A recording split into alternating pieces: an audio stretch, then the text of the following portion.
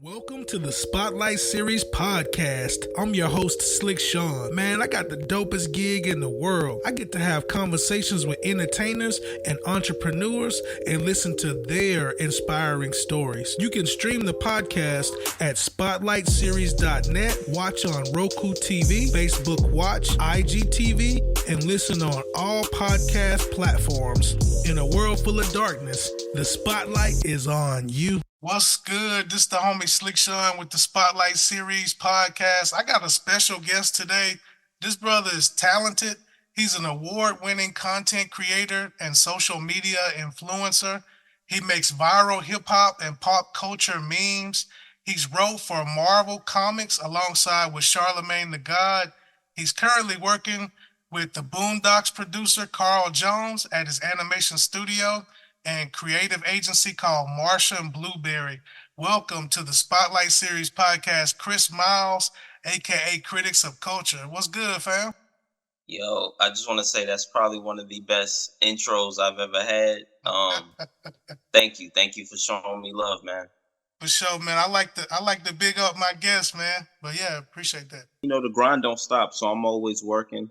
You know, I still have a part-time gig, so you know, what I do when I'm working part-time is I work at a call center. So today's actually my day off, and that's the reason why I want to meet up with you. But even on my days off, you know, I'm still, you know, working at the animation studio. I'm always editing.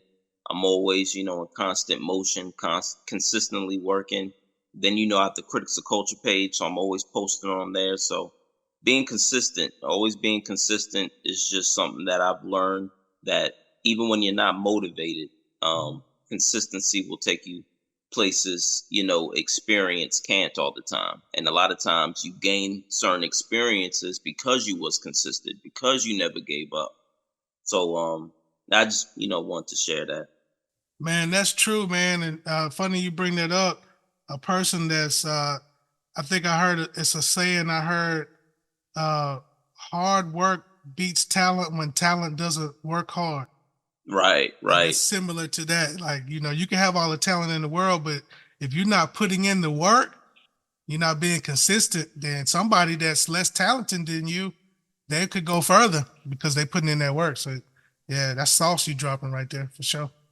Right. And I want to even share something further. Like, I think, you know, the perception of people that have those successful moments that, you know, people see on social media, whether it's, you know, meeting a public figure, a celebrity or whoever, or getting a big opportunity, you know, what you don't see online is the most important part. And that goes back to what you just said, the hard work. Yeah. So, you know, just to give an example, I remember when I worked at Bojangles, you know, that was one of my very first jobs. You know, a lot of the other people that worked the job were better than me. They were quicker. They've been there longer. So of course they just were naturally better than me at the job. And I had a hard time because it was my first time working there and it was a fast paced environment. I never really had to multitask like that, you know, prior to working there.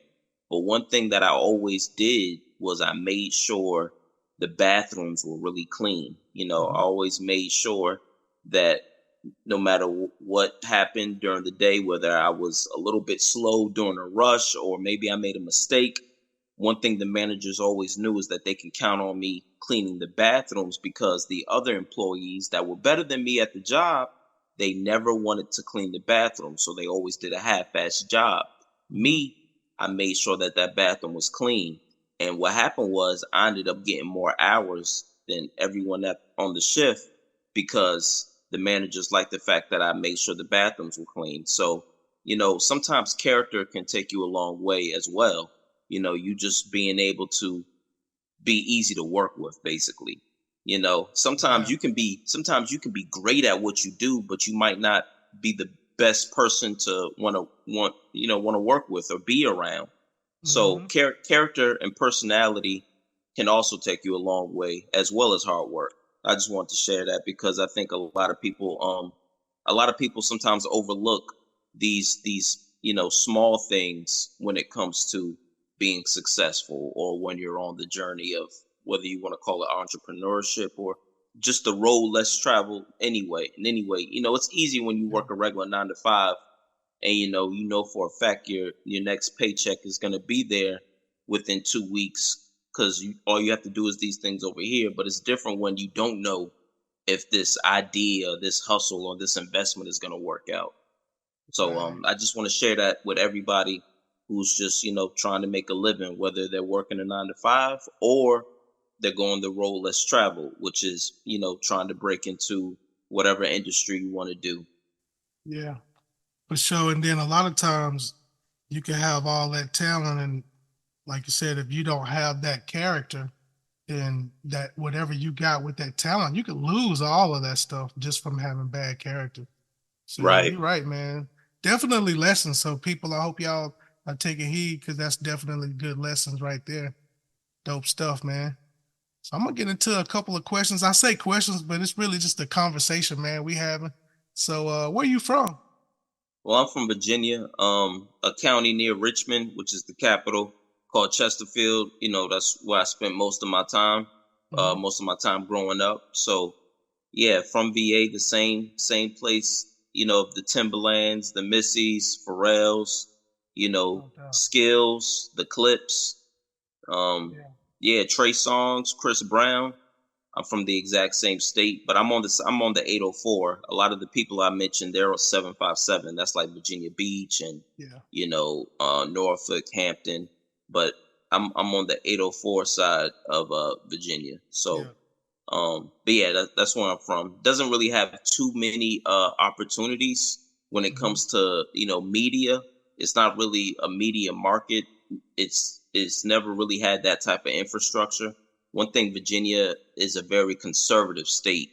So one of their biggest resources out here is tobacco. Philip Morris is out here, and they have a lot of industrial and warehouse type of jobs. Like Amazon is out here, Amazon warehouse, Walmart distribution. They're bringing a Lego company out here. So they really tend to focus more so on warehouse and industrial big business types of jobs and businesses. Yeah. Is that where you are now? That's where you stay now? Yeah. I'm still in Virginia. Haven't left. I've yet even someone as me who has had success, and has had moments working with people in the industry. I'm still not necessarily where I want to be yet. So, I haven't got that life-changing opportunity yet, but the grind don't stop. The marathon continues, as Nipsey Hussle would always say. Right. I mean, a lot of us are at that point. I heard you say that you still have a corporate job. Like I went part-time on my corporate job probably about 2 years ago. I basically chose me. Like I chose to just do less of that and more of stuff like this. Like I wouldn't be able to do this interview with you had I not went part-time. So it's a good balance, being able to balance, your dreams and, the corporate stuff that you're still doing. But yeah, I hadn't had that life-changing moment either, but I know it's going to happen for, you and me both. I pray that day comes for you. And, when that happens, you'll know it, when it do happen. Thank you. I appreciate look at your job and be like, wait, do I need this job? Yeah. I mean, that's the goal. But thank you. I appreciate that. But I just, I think for me, it was probably 2016 where I quit my full-time job. And at the time I was pursuing acting. I wanted to, be in movies and TV shows, because they, every now and again, not all the time, but every now and again, they'll shoot a film out here. Yeah. But usually it's a historical film, because Virginia still has a lot of their historical landmarks. Yeah. So when Steven Spielberg came out here to shoot Lincoln, I was an extra in it, and I was able to, be in the film. So it kind of gave me the acting bug, because after the film, Steven Spielberg shook all the extras' hands, and it put a seed in me, because it made me realize that this might be something I can do, and it just made me want to chase it. So I was in a lot of different movies and TV shows as a background extra. I've done some independent films. I was even I'm not gonna say it was a Tubi movie, because at the time Tubi didn't exist, but I even shot some independent films that are now on Tubi. I'll say Yeah. that. So I was doing that for a while, and I was like, man, I should move to Atlanta, because Atlanta is a great area when it comes to acting. Like the industry, this was back when Atlanta was like just starting to become the new hub for TV and film. So we're talking like mid 2010. So this is when Marvel relocated out there, and The Walking Dead was out there. So you had a bunch of different productions going on in Atlanta. So I was like, oh, well, I need to move to Atlanta. So originally I had saved up some money to move to Atlanta, kind of got cold feet because I never took a leap of faith before. So I quit my full-time job and ended up not moving. I just kind of, because I saved my money. I had saved a bunch of money to save up and move. But because I never moved, I was just kind of sitting on it for a while and just chilling. But in the midst of me doing that, I'm trying to create my own platform. And, so that was my first time trying to, do something different. Didn't necessarily work out, in time waits for no man. So eventually my bank account is running low. And I find out about this one place where they'll let you work whenever you want to. It's called Labor Finders. So what I would do is whenever I needed some money, I would work there. And, whenever I needed some time off to do whatever it is I needed to do, I would do that. So it had a very flexible schedule. Yeah. And the reason why I'm bringing that up is because that job allowed me to go to New York, because in 2017 I came up with this idea and I said I need to pitch this idea to either Charlemagne or Joe Budden. So I went to New York in 2017. I went to New York in 2018. Joe Budden was having an event. I was like, I'm gonna go to his event, try to network him. When I went, he seemed like he didn't want to be bothered, so I left him alone. Just gave him dap and kept it moving. But Charlemagne, on the other hand, he was having an event at Foot Locker because FUBU was doing a relaunch. So all the founders of FUBU were having this event at Foot Locker, and Charlemagne was interviewing them. And crazy part is, I didn't even know that event was going to happen. I was just scrolling through my phone, and I just happened to see that event was happening. So me meeting Charlemagne it was planned on my end, but I never knew how I was going to meet him. I just told myself, I'm going to New York and I'm going to meet Charlemagne. I didn't know how, didn't know when, didn't know where. But another reason why I bring that up is because timing is just as important as the grind. When timing meets preparation, it's a match made in heaven. And I'm not saying that everything worked out when I met him, but what I will say is I was able to get his contact, and we was able to, keep a line of communication and build a rapport. And because I was always going out there from January of 2018 to June of 2018, like I said, I was consistently seeing him just randomly. I'm like, hey, I'm in town. Trying to chop it up with him, trying to pitch this idea and sell it, just sell the concept of it. So he might want to, actually want to be involved in it. And that didn't necessarily pan out, but what we did gain was a rapport with each other. Yeah. So a year later, what happened was he emailed me and said, hey, I'm doing this story for Marvel Comics. I want to do I want to do a story about Ironheart or a story about Blue Marvel. And these are two black characters, by the way. I don't know if you know comic books or any of that stuff, but one is a little black girl. Yeah. The other one is an older black man. And I chose Blue Marvel, and it was a Christmas story. And I gave Charlemagne a whole concept, and he liked the concept. And that's how I was able to get my first writing credit. So we was able to do a short story for Marvel Comics together, and that was my first and probably my biggest one of my biggest opportunities. But it was definitely my first one because it's Marvel, and because it's with Charlemagne. But all of that took I say about a year and some change of me, always keeping in contact with Charlemagne, running Mm-hmm. up to New York every now and again from Virginia. Mind you, New York isn't around the corner. So I'm hopping on the Greyhound, I'm hopping on the China bus, and when I went to New York, What's the China bus? What's that? so the China bus is one of the well, that's what they call it, or the Chinese bus. Yeah. So it's owned by I'm assuming they're Chinese. I don't want to, I don't want to make an assumption.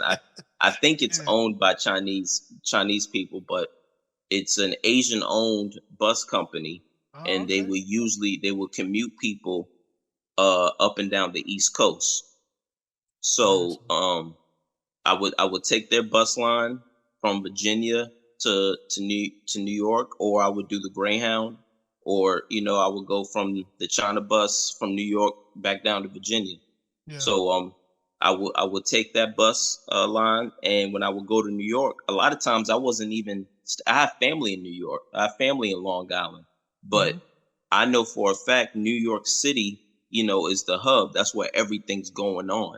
I Right. didn't want to go to the areas where wasn't too much going on. So I didn't want to play it safe by having, the luxury of being able to stay with family. So what I did was I thugged it out. I slept in the subways.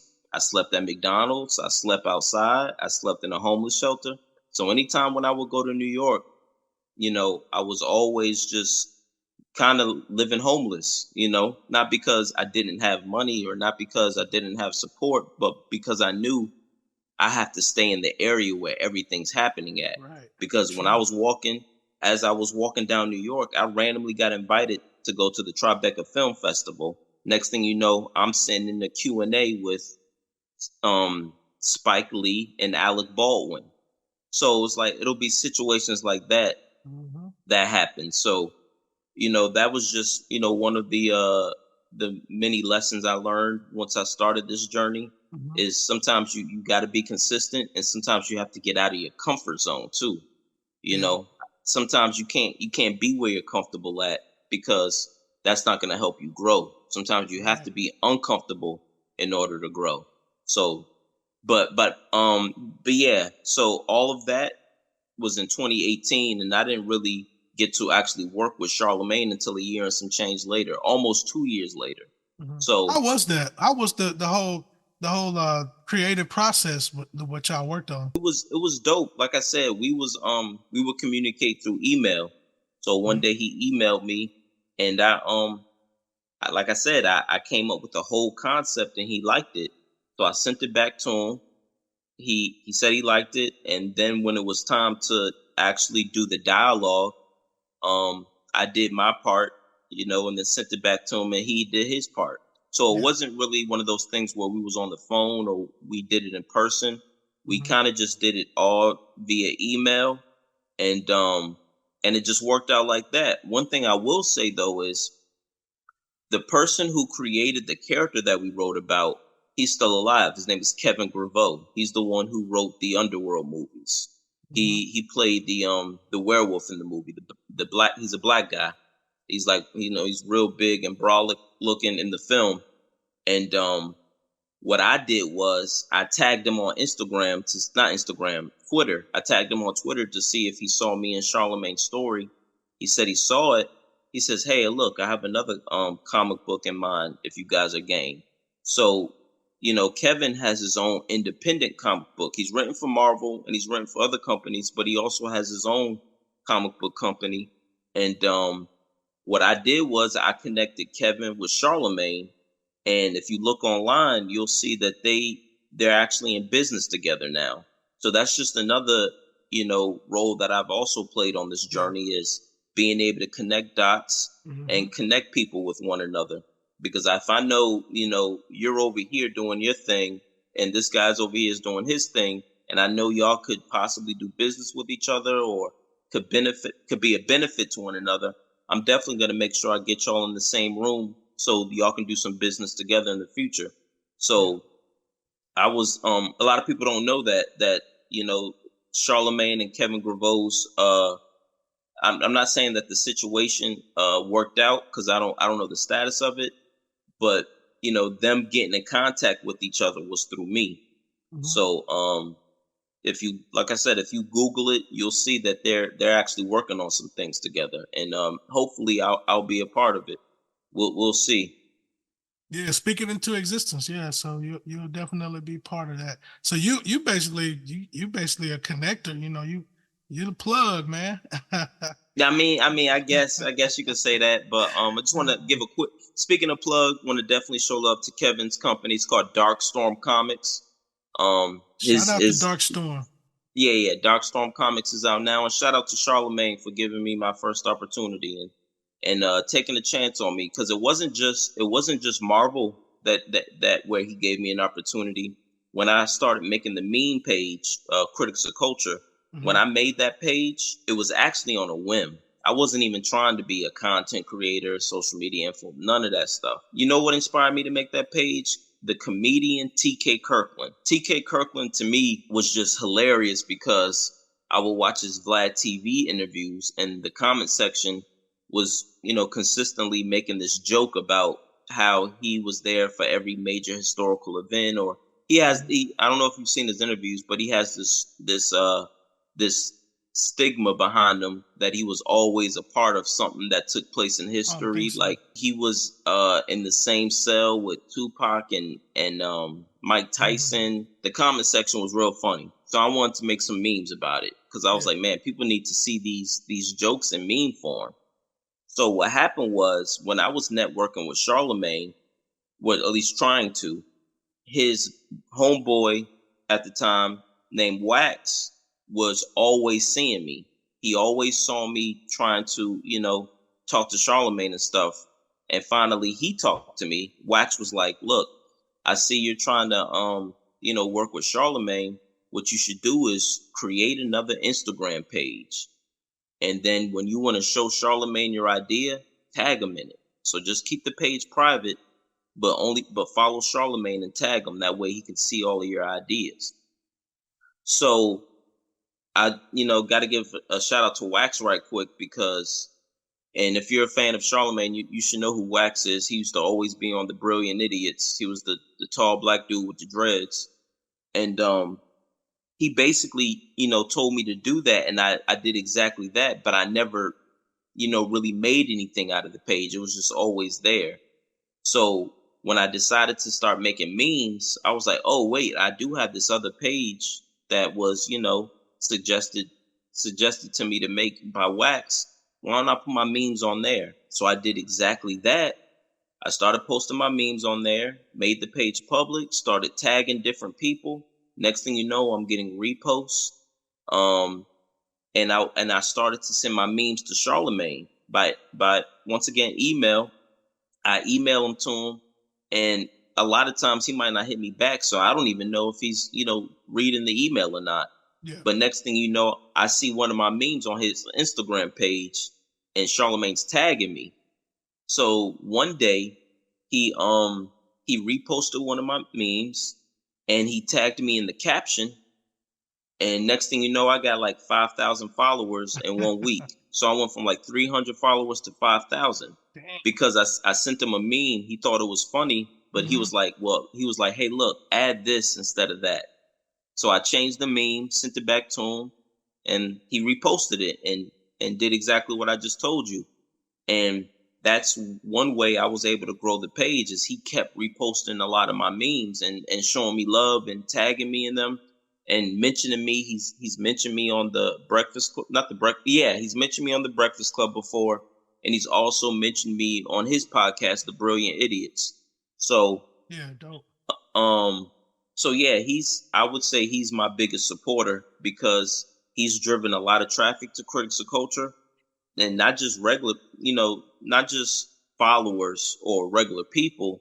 I'm talking about notable people as well, like celebrities and people in the industry. Like Kenya Barris follows me. Ludacris's manager Shaka Zulu follows me, and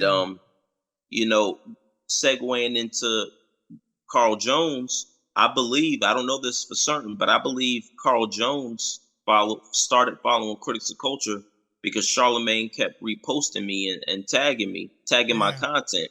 And I think that's how he found me, because eventually one day I just saw that he followed me and I followed him back.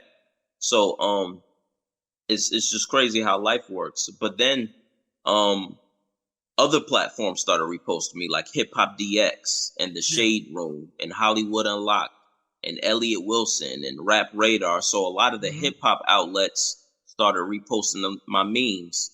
So yeah, that's dope. So it was just, and like I said, we're you got talking some good ones too, man. yeah, and I just want to say all of this took place in a span from 2019 all the way to now, as far as how long I've had the page. Yeah. One of my first memes to go viral was Lizzo. I made a meme. This is back when Hot Girl Summer was a thing. So I made a meme with Meg Thee Stallion. I said, I put which season are you waiting for? Hot Girl Summer and Meg Thee Stallion picture, White Girl Winter, Miley Cyrus picture, or Fat Girl Fall. And it was a picture of Lizzo. Yeah. And Lizzo reposted it and said, Fat Girl Fall starts September 1st. And so it would be situations like that just kind of kept happening that made me realize, man, I gotta keep going. I have to be consistent in this because obviously it's bearing some type of fruit. So that was, one of the things that happened early on that made me realize, oh, I'm actually pretty good at this. And that kind of even forced, my way of thinking that I think I would be better off getting into writing and producing. So that's really what I want to do, because I have a lot of dope ideas. As you can see, I like to create discussions and debates on various topics, with the memes that I post and the memes that I make. And I had this idea for an animated series. And once I saw that Carl Jones, and shout out to Carl, he was the producer of the Boondocks and Black Dynamite, and he was the voice of Thugnificent. He started his own animation studio and creative agency. And when I found that out, I was like, yo, I got this animated idea I want to pitch to him. So when I reached out, I'm talking to one of the people that work for Carl. His name is Omar. He's the head of their production. And the same way I've been telling you my story, I told him my story. And I guess he saw how I could be an asset to the company. So next thing you know, I'm in front of Carl Jones the same way I'm in front of you, like on a Zoom call in an interview style. So eventually they hired me to help manage their social media accounts, help with promo and networking. So a lot of the things that I do naturally has become an asset to their company. Whether it's me making content, whether it's me editing, whether it's me networking, connecting dots, promoting, just things I'm naturally good at. So I'm just honored, work with Charlemagne and be able to work with Carl. We just did an animated short film for Walmart, and it was about Black fatherhood, but it was going to be released as Father's Day was coming up. That's pretty interesting too. Some of the people that follow me is by way of Charlemagne, and this is why I always got to show Charlemagne love, is because whether it's direct or indirect, he's played a role in a lot of my opportunities. So Ludacris's manager Shaka hit me up and was like, hey, I need some animation, can you connect me with the team? And I connected Shaka with Carl, and I didn't know what it was for or what it was about, but evidently it was about this Walmart project, and it was originally just going to be a commercial, but it manifested into a short film. So being able to make things like that happen, means a lot to me, because it just shows that nothing is by mistake, nothing is by accident. I'm just happy to be along for the journey. And it's big because this is Walmart. This is Martian Blueberry's biggest project. Prior to that, we did a project with Major League Baseball and the Negro Leagues. And it was 3 episodes of animated stories talking about the historic Black Negro Leagues. And then we also did a project with Meg Thee Stallion. Meg Thee Stallion's album before this recent one. Carl did a lot of animated visuals for that album. They were supposed to do a music video, but it never came out. So just know that there's an animated music video of Meg Thee Stallion that's unreleased, and we probably will never get to see it, but it's out there. I'll just say that. But as far as the Walmart project, I just want to say that's really, really huge, because it's about Black fatherhood, and Black fatherhood has always been stigmatized as, Black men don't take care of their kids. Black children grow up without fathers. there's always this negative stereotype or stigma when it comes to black men. So it was actually pretty big when, when Walmart decided to do a short film about it, or even just wanted to work with, Martian Blueberry and Carl Jones in general, because what we're trying to do is change that narrative. So it's called The League, Answering the Call, The League of Black and Unlimited Dads. And that's major because we also don't get a lot of representation when it comes to, the media space. You don't really see too many positive black, role models or black male figures, in any shape or form of media. So you have these heroic dads that are, the theme of it is that, real men don't wear capes. The fathers, they don't wear capes. They're just naturally heroic because they're there for their children. Right. So that was, that's basically the theme, is that they're superheroes because they're fathers, and to put, to make it even better, they're black fathers. Tell us about the award you won for content creation. So, all right. So what I like to do is I like to network. So I'll go to different events, just trying to network with different people. And one of the events I went to was this con. It's like, you have different cons. You got like Galaxy Con, San Diego Comic Con, like these different cons where a lot of different public figures are going to be there that were in movies and TV shows and, things like that. So I went to one of them, and apparently the movie Guardians of the Galaxy, the character Groot, of course you had the voice actor that played him, but you also had someone doing the hand motions for the character and the body motions and stuff like that. So he was at the event, and next to him was his manager / older brother Yasi. And Yasi is affiliated with Too Hot Radio. And, I just kept a line of communication with him, just letting him know who I am. Basically just telling him, I told him my story, and we just kept in contact. And one day he hit me up. He said, "Hey, look, what are you doing on October 1st, 2022? I said, I don't got too much going on. What's up? He says, "Okay, well, we want to honor you. We want to give you an award for, everything that you've done." And I was flabbergasted. I couldn't believe it because, I don't make memes to get awards. I don't create with that stuff in mind. Anything creative I've done, and I've done a lot of creative things. I've made content for Pusha T. Like, I know this guy who works at Def Jam. He hit me up one day and said, "Hey, Pusha T's got this new song called Diet Coke. We want to create some visuals for it. Do you think you can create some?" And Pusha T ended up reposting, the content I made for him in his story. Yeah. So it's like, it'll be, situations like that'll happen where I'll do something and not expect something to happen in return that can benefit me. So when I got that, when Yasi hit me up and told me I was getting an award, it was mind blowing. But of course I went. It was in Atlanta, and I don't know if you remember, but a few years ago there was like this hurricane that was coming up the from Florida going up the East Coast, and it was on that night that I left. I was like, "Yo, I'm gonna have to drive down to Atlanta in this hurricane," because what happened was, originally I was gonna take the bus. I was gonna take Greyhound, but Greyhound canceled. They canceled their trips, so I couldn't, because like I said, because of the hurricane, so I couldn't take Greyhound. So the night before the event, I drove all the way down there from Virginia all the way to Atlanta, and luckily I made it. I made it down there and I made it back. But like I said, it was a dope experience. Got to meet a lot of people, got to network, got to share my story with people. And it just made me grind even harder, because that, like I said, that was in 2022. And not long after that was when I got the opportunity to work with Carl at his animation studio. So that's why I say these things take time, and you have to be consistent.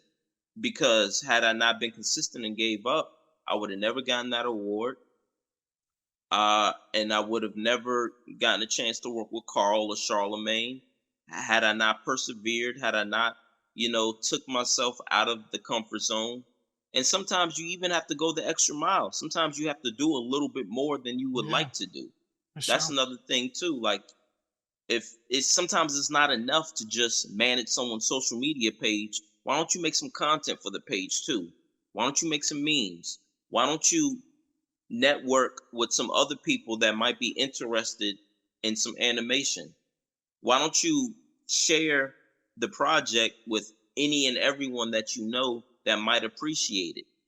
Share it with people that you don't know if they'll appreciate it or not. That's what I'm trying to say. If you want to do anything great in life, if you want to make a change, if you want to make a difference, if you want to make your mark in this world, you have to go the extra mile. And I'm not saying you need to do anything illegal. I'm not saying you need to do anything unethical. I'm just saying that you cannot do what everyone else is doing, and you have to work and go even harder. Yeah, because I met you at the Too Hot Radio event and got your IG, and Right. that's how we linked up. Right. And had I worked a 9 to 5 or a full-time job, I would have never, made any of these accomplishments or met you or went to those events, because a 9 to 5 is a safety net. And some people need a safety net, but then some people need to take risks because, Sure. What I like to think is big risk, big reward. Mm-hmm. Big risk, big reward. Man, I appreciate you again, man. I can't thank you enough for coming through. This podcast would not be as good as it is without people like you coming on, people that got stuff going on, you're in the industry. And I just want to let you know, man, we appreciate everything you do for the culture. You done a meme for me. I don't know if you remember, but you done one for me. I remember.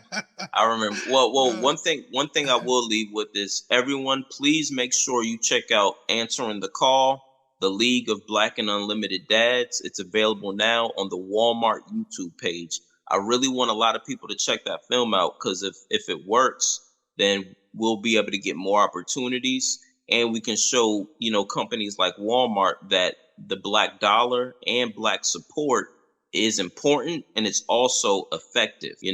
A lot of these major corporations, they only look at us when there's a profit involved or when it's trendy. But we need to show that it's important to be, culturally diversified as well as supportive. I think a lot of times we'll have these moments where everyone wants to practice and preach supporting Black-owned businesses and things like that, but it never truly lasts. And I think they need to understand that there's a certain level of cultural cachet that Black Americans have in this country, and they will never have access to that unless they rock with us. And the moment we decide we no longer need y'all are going to be in trouble. So you're better off rocking with us anyway. We ain't realized it yet, but the moment we all wake up and realize we don't need all these different, major companies and outlets, all we need is ourselves, they're going to be in big trouble. So you're better off rocking with us and partnering with us, so we can make some major moves and make some things happen in a major way, and not just for the money, also for the opportunity as well as the message. Yeah, that Black dollar is in the trillions. Right. Black dollar big. The Black dollar, Black support, Black momentum. Let's be honest. Yeah. There's a lot. I know for a fact Disney met their quota when Black Panther came out, because of all the Black people that was going to see that movie over and over and over again, such as myself. So, and that stuff matters. It really does, man. And then also there was a lot of momentum that was being built on social media before the movie even came out. I remember all the Black Panther memes, like when Kendrick Lamar album, man. Exact. And those are just like what Kendrick did at his show. That's not just a commercial moment. That's a cultural moment. That's culture right there. And you can't buy that. No, you can't. Right. And that's why I said Walmart rocking with us. That's a major look. So shout out to Walmart as well. Shout out to Walmart for having the wherewithal to know that, hey, we need to tap in with some people from the culture and the community. And they did exactly that. So shout out to them. Shout out to you, bro. Like I can't wait to see what you do with your platform and connect you with some people that I think will be great guests on this platform. Yeah, appreciate you, fam. And while you giving Charlamagne flowers, I want to give him some too, man. I built a website for my music, somebody saw my website, wanted me to do an audio series that was produced by Charlemagne the God and Kevin Hart's production company, and I ended up doing 2 audio series with their production company through a recording studio here in Marietta, Georgia. Here, so shout out to Charlemagne because I got some opportunities to be in an audio series. I'm a voice actor, so definitely shout to Charlemagne as well. Oh, that's what's up. Well, once the studio, like I said, starts getting more opportunities, eventually we're gonna need voice actors.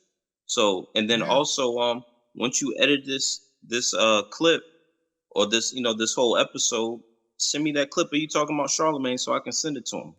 Yeah, no doubt. I'll definitely chop it up, give you some clips on it and everything. All right, man, I'm going to sign out. And I just want to leave you with this, Chris, man. In a world full of darkness, the spotlight is on you, fam. Thanks for watching Spotlight Series Podcast. I'm your host, Slick Sean. You can follow on Facebook, Spotlight Series Podcast, on IG, spotlight.series1. You can stream the podcast at spotlightseries.net. Watch on Roku TV, Facebook Watch, IGTV, and stream on all podcast listening platforms. In a world full of darkness, the spotlight is on you.